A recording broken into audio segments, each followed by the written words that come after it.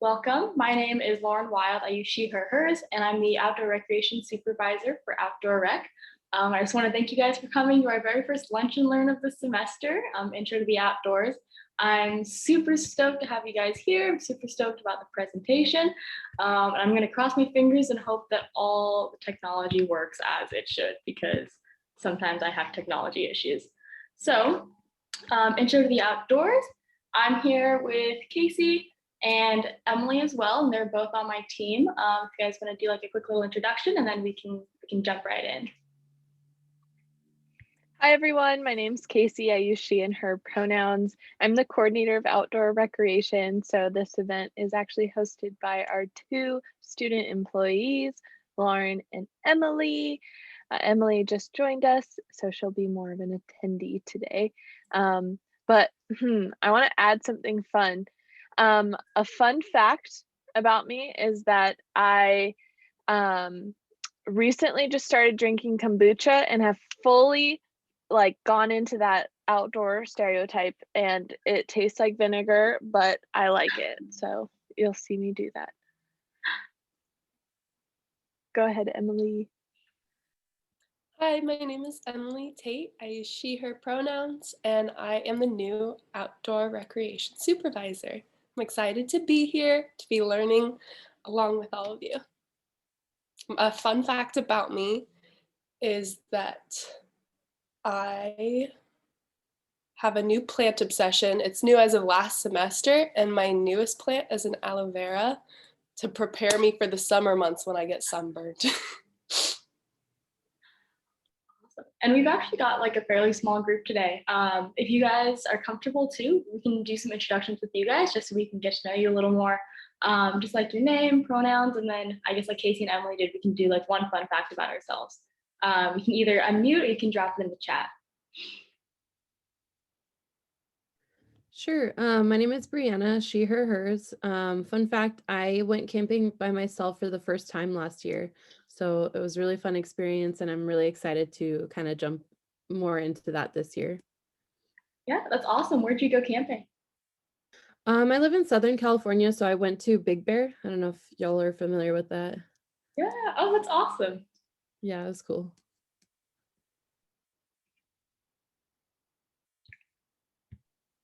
Hi, I'm Kyla Moray. So I work in student housing, but outdoor recreation is one of my really strong partnerships. So I like to support outdoor rec. And I also love coming to these just to learn from Emily, Lauren, Casey, everyone else. Fun fact about me, my background is in outdoor education. So I used to do some of this kind of work, but with mostly like middle high school kids. So I really missed a lot. And I'm excited for winter to be over here. I thought that it didn't get cold enough to where you couldn't camp outside. And then I went camping and it hit like, I don't know, 41 degrees. And I was like, nope, I'm out. And we left. So my skin's gotten soft. You know, camping in the cold's never fun, especially if you get cold toes and cold fingers. I see we have Elizabeth in the chat. So welcome. Awesome. It's great to see all you guys here. So just before we go any further, we have our Zoom etiquette. Go ahead and keep your mics off unless you have a question or something. You can go ahead and unmute, or you can ask it in the chat. We can get to those as we go through. So we have a little icebreaker, and then I will go over the 7 principles of LNT, which is leave no trace. We'll talk about some barriers that keep us from getting outdoors, and then also exploring locally. So just so I can kind of tailor this a little bit to more, or tailor this more to what you guys want to learn, let me know if there's anything specific you guys want to learn from this session. It could be more about the LNT principles. It could be about, you know, maybe what kind of gear you should have if you want to get outside more, or if you're just kind of here to take it all in like a sponge. Go ahead and either drop it in the chat or unmute and let us know.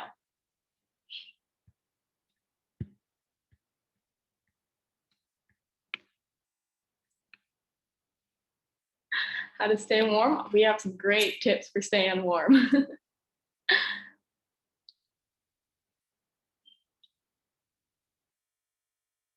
Awesome, awesome. All right, so I see some great things.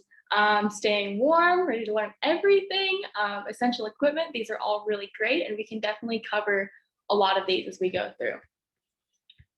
So, oh no, there it is. All right, so first of all, we have our 7 Leave No Trace principles. These are super essential, whether you're leading a trip or you're just going out maybe like for a hike by yourself, they're all really important to keep in mind. And by no means do you have to like memorize all of these. There's definitely resources available. They have a great website, Leave No Trace. And then a lot of it, if you think about it, is like pretty just like common sense and stuff too, or just, you know, like being a good person. So first of all, we have plan ahead and prepare. That's going to be super important. You don't want to go, let's say, camping in the snow and only bring shorts and a t-shirt. That's not planning ahead very well. So looking at the weather app, what the weather is going to be like in that area. The terrain is going to be super rocky. Is it going to be like grassy fields? Is it a forest? Is it a desert? Anything like that. And especially now with COVID, it does look a little bit different. So always making sure you bring a mask with you, maybe 2 or 3 in case you like happen to lose one or something like that. A lot of places do have different bathroom access and water supply. So I know that a lot of campgrounds are currently not open to, just because with that shared like restroom. So if you go somewhere like Plaskett Creek in Big Sur, they usually have a restroom for everyone at the campsite. And so places like that are closed. And there also might be limited water supply. So just making sure you plan ahead with that, you know, knowing if you need to bring extra jugs of water or anything like that. Next up, we have the travel and camping on durable surfaces. So if you're camping, you probably don't want to set up your tent on like a big old rock field. Like that's just not going to be very comfortable. It's going to damage the tent. And then you can see in this picture, we have a tent blown over too. And so making sure that the ground is like sturdy enough to stick your stakes in. You know, you don't want to be in super soft like sand where it's just going to get blown out, but also you want to be somewhere where you can actually get the stakes in. So again, if you're just camping on solid rock, that might be a little bit more difficult. The snow, yeah, Kyle. So you talked about stakes. One question that I actually consistently have is when I go camping at campgrounds, the ground where you set your tent up is normally really fluffy, I guess, because you put your stakes in and they always pull out. Do you have any advice on like how to get the stakes to stay in the ground? Yeah, definitely. So one thing that we always do is we always put our stakes in at an angle. And so you want it angled away from the tent. I'm trying to think if that makes sense the way I'm describing it. So if you have your tent, you want the angle of the stake to be going into the ground towards the tent. So the top of it is like away from the tent. Does that make any sense? And that way, like it keeps it from slipping a little more. And then we also like to grab like a big old rock or something, or if you have a little mallet too, that works really well. That way you can really pound it into the ground and get it like super deep in there. And so it's less likely to come out. It's a great question. All right, and then the other thing with travel and camping on durable surfaces is just making sure you don't camp too close to the trails. So just kind of like keeping your distance there. And then dispose of waste properly is another principle of LNT. I don't know how many of you guys have been out hiking and maybe you see like a wrapper like this, or now it's like the masks are everywhere on the ground and it's just like super terrible. I hate to see it. A lot of people hate to see it. So pack in, pack out. That even goes for food scraps. So like banana peels and apple cores and orange peel, stuff like that. We don't see apple trees growing here. We don't see banana trees growing here. So they are like compostable, yes, but not in this area. And so even with organic food scraps like that, we like to keep them out of nature. You know, pack them in. If you have a compost bin at home, then take it back home and put it in your compost bin, but try to keep them away from the trails. And then human waste, everyone does it sometimes, like, you know, nature calls and you got to go to the bathroom while you're out hiking or something. You just want to make sure you are not too close to a water source, and making sure you dig a hole if it is number 2. Just stuff like that, because you definitely don't want to go see that on the trail. And then leave what you find is another really big principle of leave no trace. So I know it's super tempting, like especially if you're at the beach or something, there's all these really cool shells or like maybe some really cool rocks. Maybe you're hiking and there's like an antler or like a pine cone. you might be really tempted to take it. You see other people take it, but we just want to leave it there so that other people can enjoy it as well.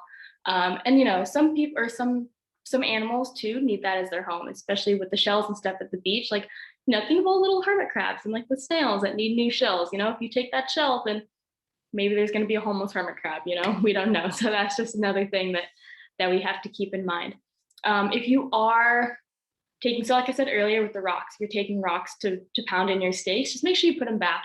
And we like to make it look like the area has never been disturbed. And so you can see if you clear an area of rocks, twigs, or pine cones, just replace them before leaving. So maybe not leaving them all like in a pile, like, you know, by a bench or something, but spreading them out. And so that's super important. The campfire impacts, we all know California loves their wildfires. So let's try to keep them to a minimal amount of fires.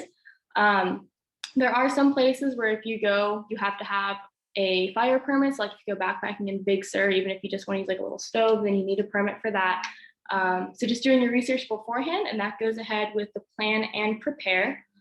And then thinking about what time of the year you're going. So probably like summer when it's a little more hot and dry is going to be, you know, a little bit more of a fire season. Whereas if you go in like the winter, where it's a little bit more wet, just keeping that in mind.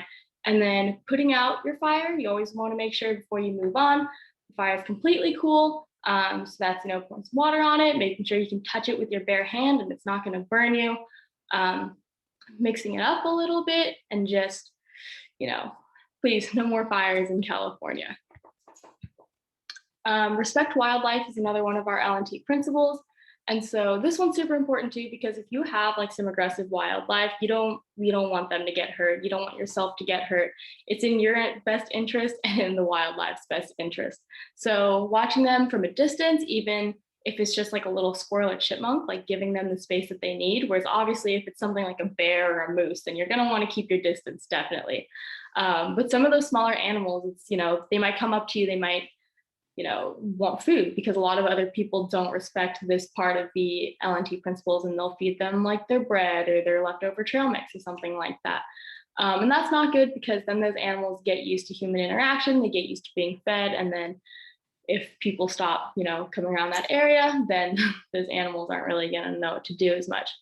And then just, you know, keeping your noise levels to a minimum and your impacts and stuff like that. So you don't want to be going out and just like yelling, blasting music, anything like that. That's going to scare some animals away. Try not to pet them. And then depending on where you are, there's different types of wildlife. So I grew up in Colorado. Our wildlife, there's a lot of like mountain lions, there's a lot of coyotes, bears, deer, elk, moose, like all that sort of stuff. Whereas here it's a little bit different. I think you guys have the coyotes, and then you have some deer and stuff like that. I don't think, like in Monterey, at least, there's really not any bears, but there's definitely bear country in the area. So making sure you know kind of some of the local wildlife and what to watch out for is super important. And then with the loud music thing, that's also just be respectful of other visitors. And this is another one that's super impacted with COVID. When I go out, I like to try to avoid trails that are super heavily trafficked, just because there's a lot of people and it's really hard to keep that 6-foot distance when, you know, everyone's just on the trails at once. So, you know, not blasting loud music, not like talking, you know, yelling to your friend that's all the way up the trail or something like that. That's not something you want to do. If you are hiking up a hill, this is something that I come across all the time. If you're going uphill, that person has the right of way. So if you're going downhill, just, you know, step off to the side, let the person come up, unless they step off to the side and say, oh, you know, come on down. Just because going uphill and having to stop and then get going again, that can be a little difficult. So that's something to keep in mind. When you take your breaks, don't take them like right smack dab in the middle of the trail. Wait to see if you can find a nice little like pull-off area, but somewhere where you're not going to disturb all the flora and fauna there. And especially now, like you want to have a good little area to pull off so people can walk by and not be too close to you while you're taking your little break. So that's a really brief overview of the 7 principles of L&T. Does anyone have any questions or comments about those before we move on?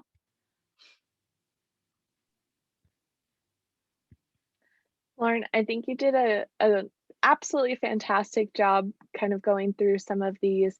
Can I just do a quick pause, a check for understanding to see like, was this anybody's first time hearing about the Leave No Trace principles? And you can like turn your mic on, you can raise your hand, say yes, because that kind of helps us out too, to know if this is a new concept.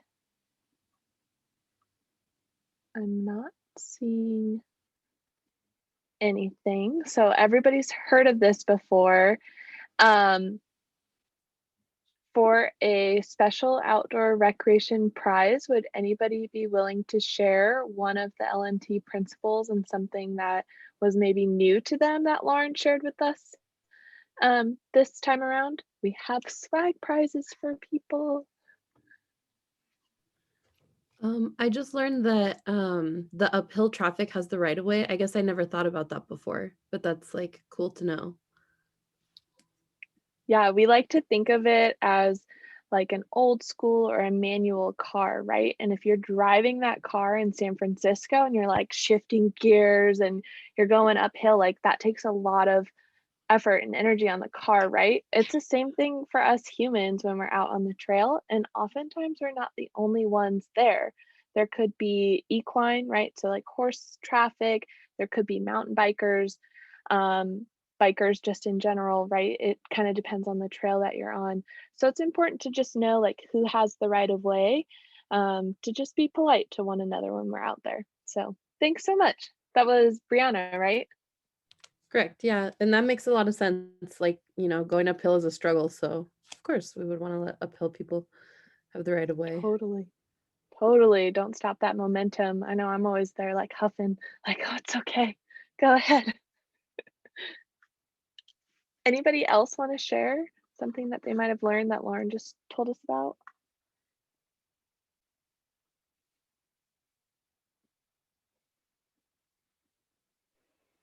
I really like the point Lauren made about disposing of waste, like when you go on the trail and you see people toss an apple core or banana, and remembering that that doesn't belong in nature, because I think that's something that I see all the time.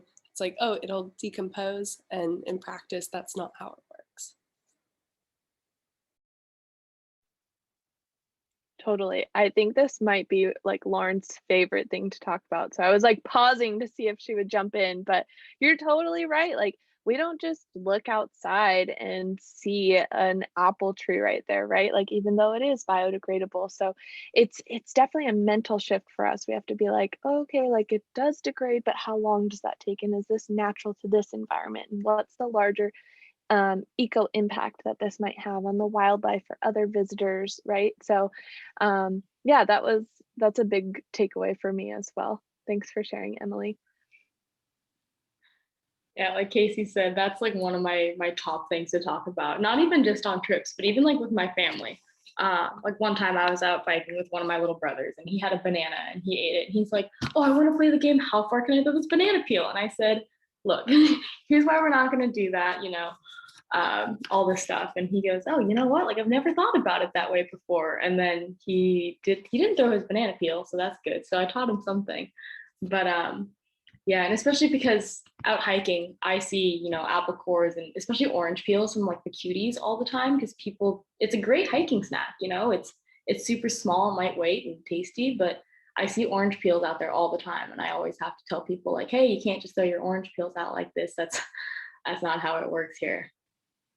So definitely awesome. Well, if no one else has any questions about LNT, we can move on. If you do, just go ahead and you can drop it in the chat, raise your hand, anything like that, and we can totally come back to it. So barriers. This is one of the biggest things I've been thinking about recently is like, why aren't more people getting outside? What's keeping them from connecting with nature? It's, right outside. Maybe you have a local park right down your street. Or for me, I'm 5 minutes away from the beach. It's super awesome. Maybe you have a favorite like state park or national park that you like to go to, but what is it that keeps people sitting inside and like on their couch or in their room, whereas you could be out like walking and getting that breath of fresh air? So I'm gonna try something. If you guys all look on the top of your screen, there should be a view button. And then if you click on that, there should be an option to annotate. Let me know if you guys can't find it, but I think these are three of like kind of the biggest barriers that people face, or like something that keeps us from getting outdoors. So if you guys could take the annotate, I think there's like a stamp option. Go ahead and stamp like, you know, one of the common reasons why you're not getting outside. I don't know where my view option went. Mine's just gone. But so that way we can kind of see, you know, like where you guys are, how you feel. I think that's everyone.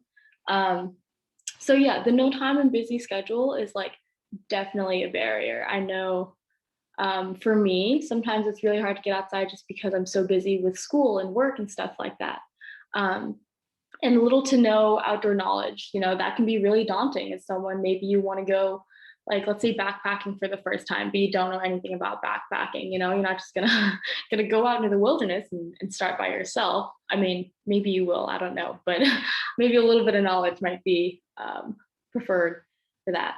And then the lack of proper gear. I know I was talking to a couple people a couple weeks ago, and they were saying, oh, you know, I really want to get, like, I want to get into backpacking, I want to get into rock climbing, but I just don't have the right stuff for it. And so that's another thing.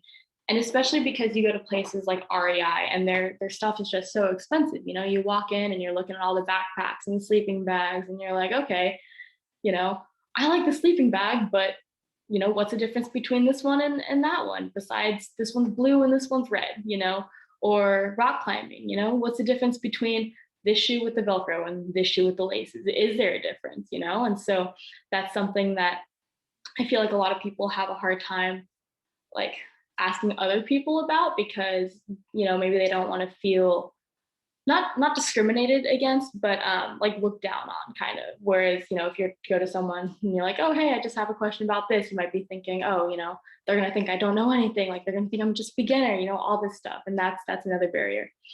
So let's address the gear. So what gear do you actually need? Oh man, okay, how can I clear this? I don't have my view option up here. Hold on. Oh, there it is.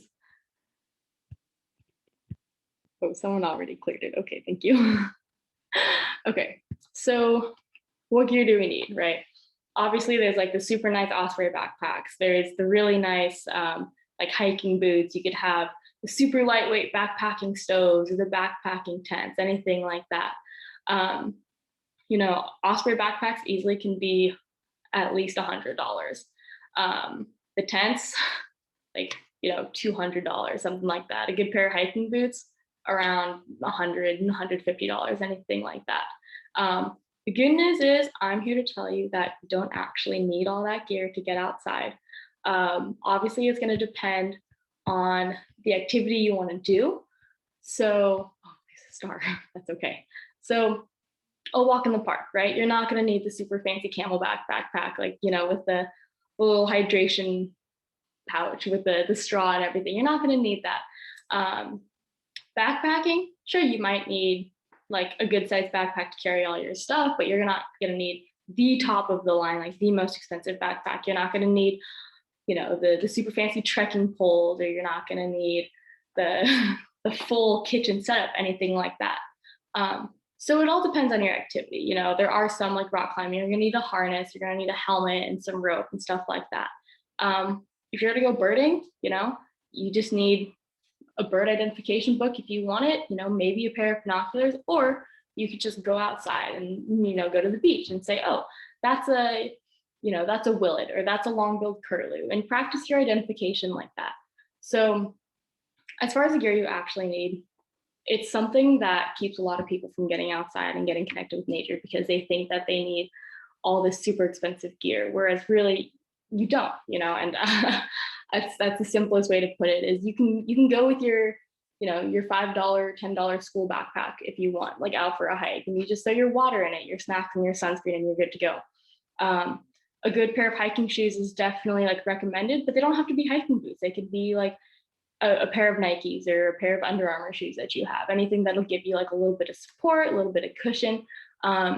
Just maybe as long as you're not hiking in like flip-flops or like Converse or something, that way you might get blisters. So the gear is pretty minimal depending on your activity, which is awesome. And then, yeah, Casey. Can I just add something right there? So I just want to put it out there that I might be the coordinator of outdoor recreation, but I don't have every piece of gear, and you don't have to either. There are great resources at your fingertips. First and foremost, rent gear. I mean, it's a great way to figure out what you might need. Obviously, there's different restrictions going on now with things with COVID. So soft materials like sleeping bags and tents, you might not feel as comfortable with, right? But hard things like if you wanted to go snowshoeing or, like something like that, you can rent that gear. That's properly sanitized even during times of COVID. Other things too, like once you figure out the activity that you're most interested in, be sure to find local listings, whether it's Facebook ads or Craigslist or, just some way to buy something that's been used before. Like you don't need the shiny brand new item full cost. The one exception would be your life protecting instruments. For instance, rock climbing gear. I'm not going to recommend that you buy something used or secondhand. Same thing with like helmets. That's protecting your most valuable resource right there, your brain. So don't buy that secondhand. But in general, you can buy things at a cheap or prorated amount. Lauren, myself, and Emily are always going to be around too. You can always shoot us an email, ask us some questions, and we're happy to help out. But I really appreciate Lauren for adding in this portion here and just kind of debunking it a little bit. Like I know it can seem like a lot. You might see ads or media or movies that display one vision of what an outdoors person looks like and what type of gear they have. And I'm here to tell you, you don't have to have all that to have a good time outside. So please just ask us questions. We're here to answer them.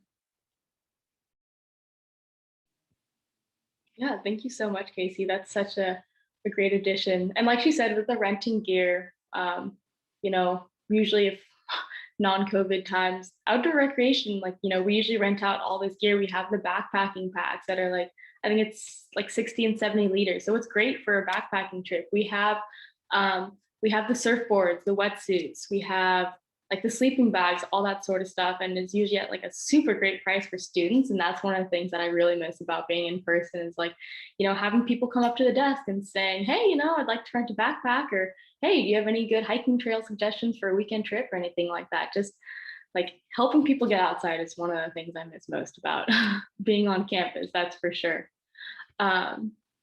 So moving on. Like it said, it's not all road trips and cross-country travels. I know, especially, I feel like at least my like Instagram feed lately has been a lot of people like traveling to all these national parks and like the super cool photos, of like arches in Utah or like Joshua Tree and all this sort of stuff. And yeah, they're super cool. And I'd love to go to all those one day. But that's not the only place we can get outside. I'm lucky enough, I am in Monterey right now. And so I have access to places like Garland Ranch and Jack's Peak and, well, Toro Park is closed right now, I think. But like, some of the hikes down in Big Sur as well. And I'm super close to the beach. And so that's really nice. And even just getting outside, like sometimes I'll walk down the street and there's a grocery store right by me. So instead of like driving to a grocery store 20 minutes away, I'll just take a walk outside and I'll walk 10 minutes, go to the grocery store and pick some stuff up and walk back.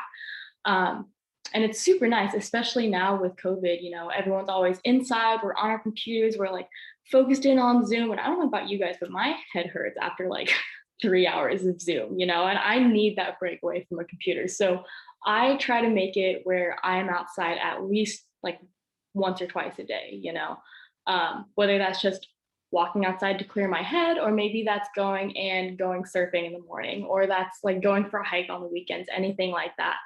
And maybe you're thinking, oh, well, what am I going to do outside? I have nothing to do. there's so many different things you can do.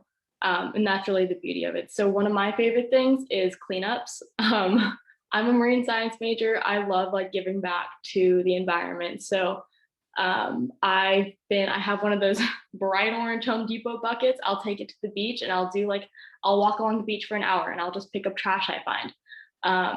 And so that's a really good way to get outside. You talk to a lot of people. Like this one time I was on a beach cleanup and I talked to this guy and he goes, "Oh, are you just, picking up trash? Is it for the school or something?" I said, "No, I'm just out here, giving back."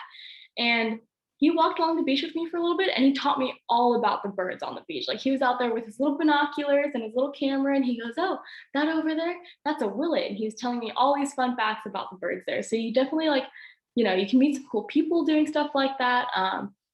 Maybe you'll feel good about it afterwards. Plant identification is another fun one. Watch out for the poison oak though. You don't really want to get too close and personal with that. There's some great, I think it's called iNaturalist. It's an app. That's a really cool way to practice your identification for maybe different plants or different animals, stuff like that. It has them in your area. Bird watching is another super fun one. If you've ever been to Elkhorn Slough in the Monterey area, that's a really good birding area just because they have so many different species. So anything like that, like local parks, I don't know where you guys are all zooming from right now, but go ahead and you can drop it in the chat or unmute. Do you have a favorite local area to go to right now? Somewhere that doesn't require you to travel super far, but it's just a nice little getaway. I'm kind of curious to know what you guys have. And I guess one of your favorite activities to do there too, whether it's just hiking or, mountain biking too, anything like that.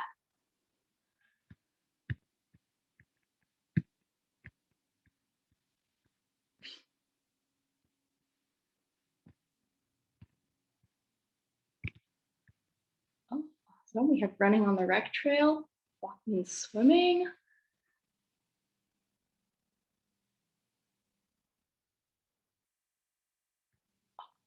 I'm going to Joshua Tree a lot lately. That's so fun. I've never actually been there before, so you gotta send some pictures or something, Oh, that's awesome.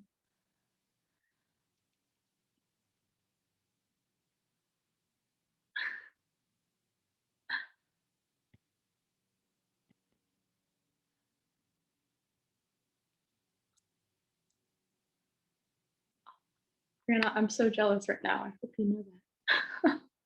That's awesome though. I see a lot of hikes, some running, some swimming, all super cool.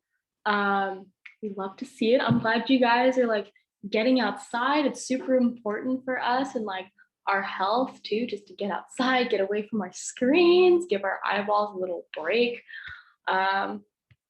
Zoom is it's a whole nother beast, man, staring at your computer all day. Especially if you've just got back-to-back classes and meetings. That's definitely no fun. Oh no, there we go. Awesome. So that's some exploring local. It's awesome that you guys all have an area that you can get out, whether it's running or swimming, biking, seeing the Milky Way, anything like that. And so definitely the local, I think right now with the pandemic, local's better. I wouldn't be driving to Utah to go to a national park right now. I like to try to keep it close. And another thing to keep in mind is the time of day and where you're going to, because if you go somewhere that's going to be super popular with a lot of people on the trails, I would just try to avoid that, because sometimes that 6 feet social distancing isn't always going to be possible, especially some of the easier trails.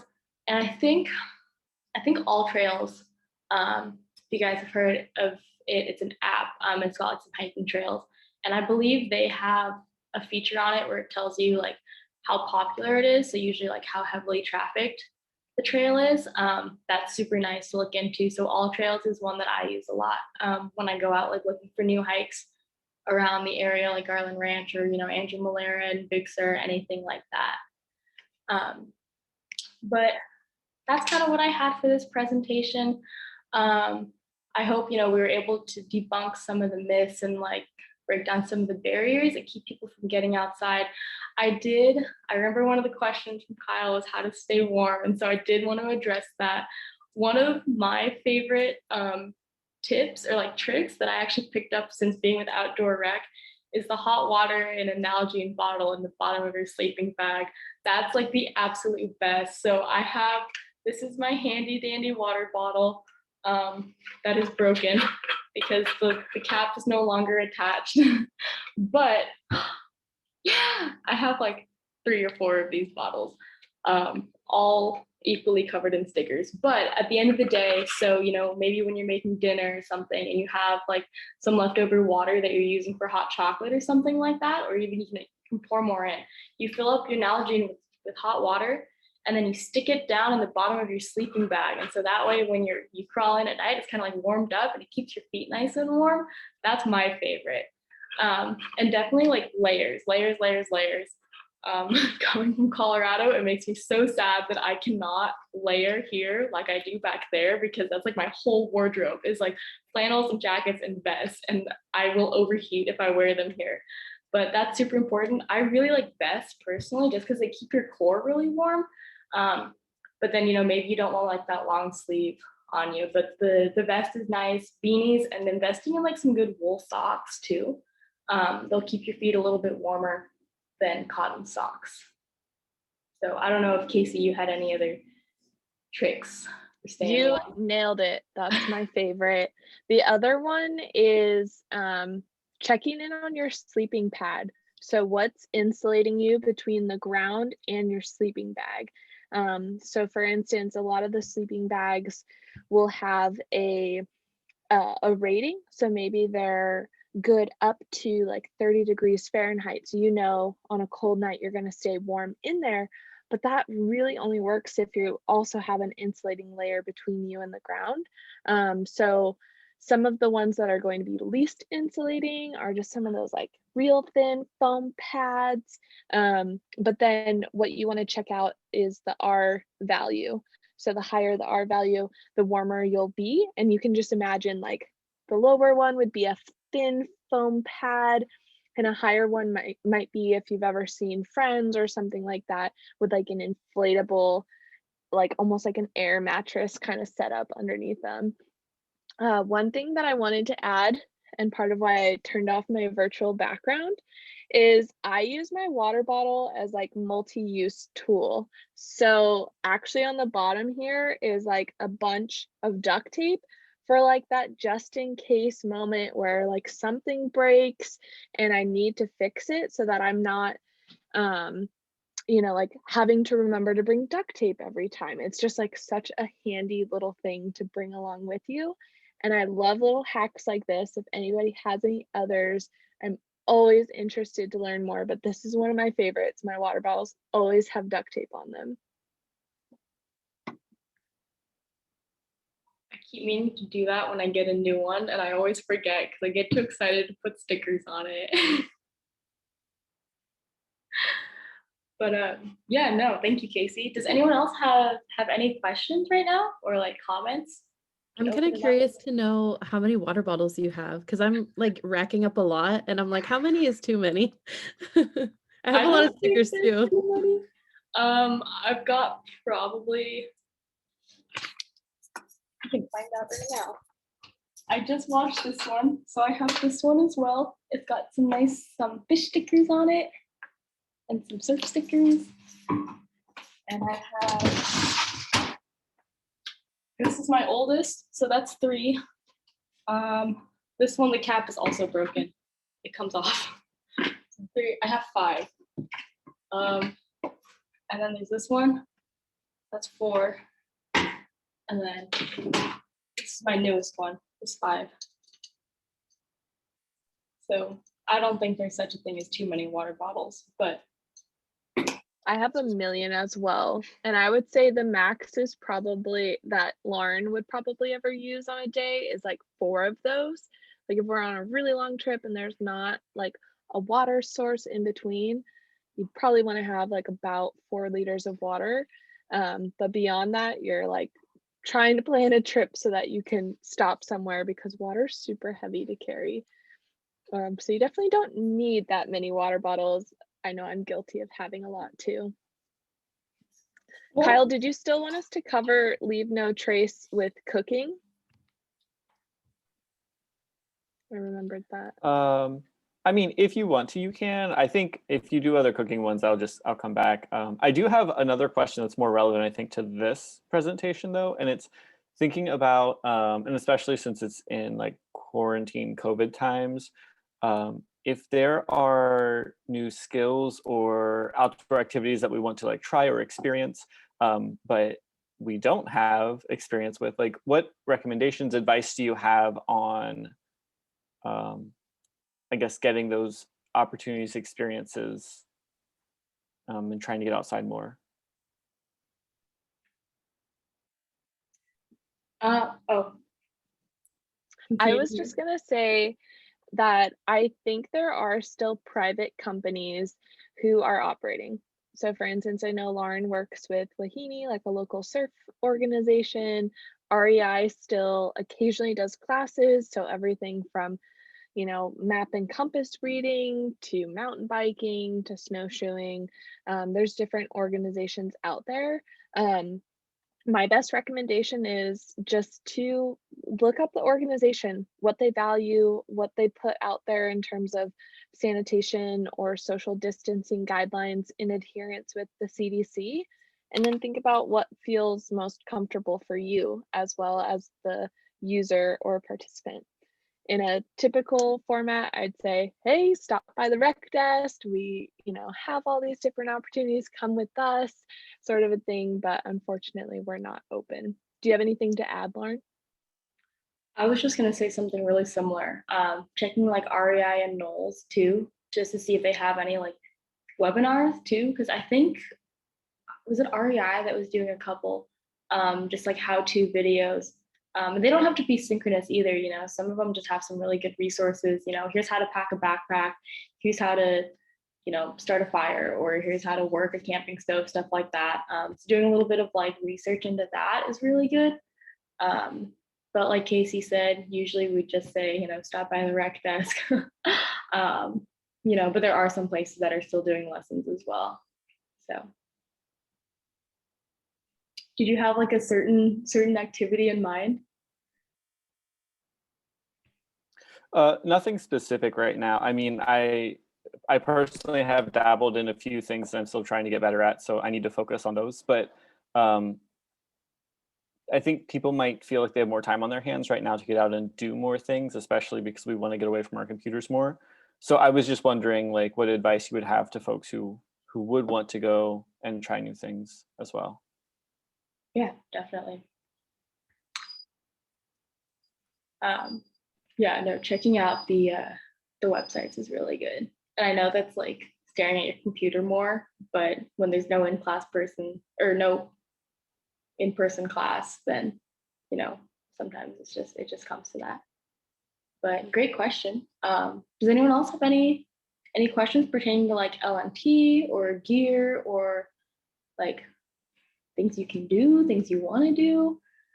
We're here to answer all your questions, get you outside. I have kind of a comment. So part of what got me excited about like starting to go hiking is following unlikely hikers and different like Instagrams that are for like people of color, trying to like improve the accessibility to the outdoors. And so I think that, you know, those kinds of like pages are really important to kind of, you know, redirect who's quote supposed to be outdoors, you know, that everybody can do it, and kind of like lifting that veil, which I think is cool. Yeah, no, definitely. And that's another thing too, is I feel like, you know, some people can be intimidated by the type of people that we look at and see as like outdoorsy people. You know, you look at some travel blogs and stuff, and it's always like rich white people with all the gear that are outside and like kind of dominating the outdoor world. But I definitely would love to see more like people of color and stuff outdoor and like, you know, totally rocking it on like those rock climbs or like, you know, the super high summits. A couple years ago, we had a conference, and one of the keynote speakers, I cannot remember his name. Maybe Casey can help me out, but he does the Joy, I think the Joy Trip project. Let me see if I can pull it up. But he was talking about like some of his experiences as a Black man, like getting outside and being in such like a white dominated field. James Edward Mills, thank you, Casey. But yeah, that's super good. And then I also have this book actually that Emily got me. I think it's called She Adventure, something like that.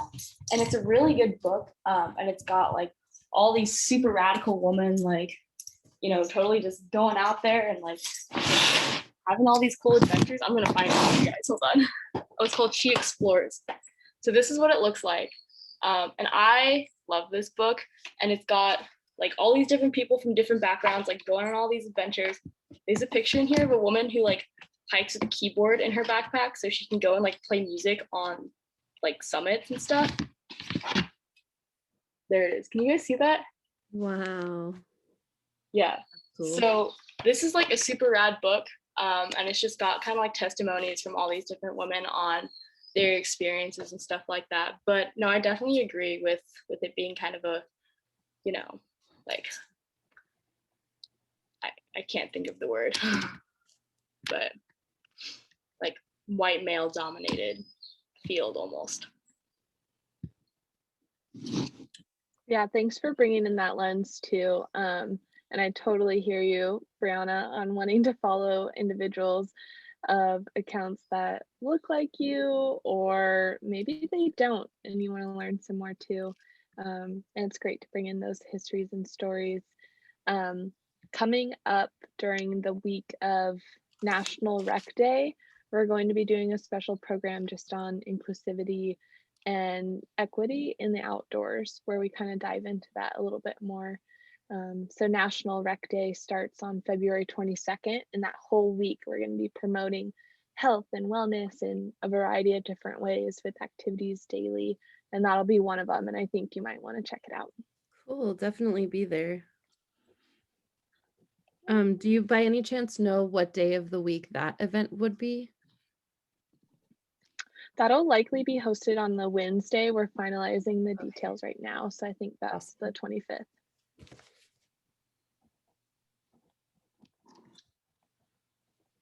Awesome. Well, if anyone has any other questions, let us know.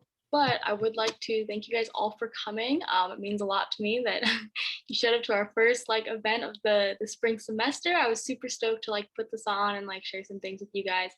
If you're interested, we do have another event coming up next week. It's our first campfire cooking of the semester. I don't know if you guys went to any last semester. They're super fun. It is Tuesday the 16th at 3 o'clock. We will be doing breakfast burritos and mochas, which is like my favorite camping breakfast meal ever. Like it's my favorite. So I'm super stoked to share that with you guys. I do have a feedback form if you guys wouldn't mind taking a couple minutes after this meeting just to fill it out. I'll drop the link in the chat, but it'll just help us like, you know, tailor our programs to better fit you guys' needs. Maybe like, you know, what you guys want to see, what you don't want to see, what time works for you. And as a thank you, if you fill it out and provide your mailing address, we will send you a free recreation sticker so you can stick it on your water bottles or like computer, you know, anything you want. You can really stick it anywhere, stick it on your dog maybe, but I don't think your dog would like that very much.